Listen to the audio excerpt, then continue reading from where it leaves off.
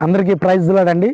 మరి కోరాహు కుమారులు రచించిన 84వ కీర్తన 11వ వచనం ఇలా సెలవిస్తుంది కదా, యథార్థంగా ప్రవర్తించే వారికి ఆయన ఏ మేలు చేయక మానడు అని దేవుని వాక్యం చెప్తోంది.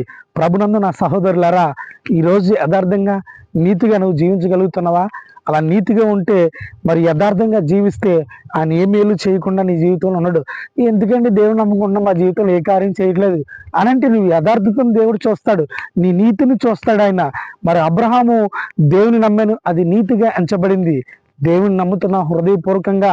మరి యోబు చూడండి, చాలా యథార్థవంతుడిగా నీతిమంతుడిగా ఉన్నాడు. ఈ భూలోకంలో అటువంటి నరుణ్ణి నేను ఎక్కడా చూడలేదని దేవుడు చూస్తున్నాడు. యోబు లాంటి వ్యక్తి భూలోకంలో ఇంకా కనుగొనలేదంటండి దేవుడు. ఈరోజు అలాంటి యథార్థత నీలో కనబడుతుందా?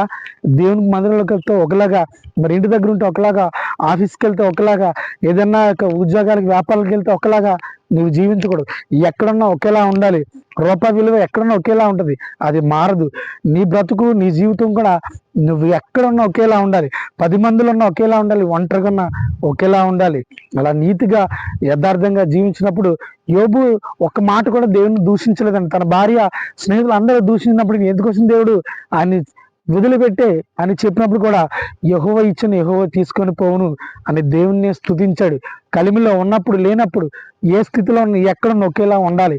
అలా ఉన్నప్పుడే నీ యథార్థతను దేవుడు చూస్తాడు. నీకు ఏ మేలు చేయకుండా ఆయన ఉండడు. Amen. Praise Lord. May God bless you all. Our India.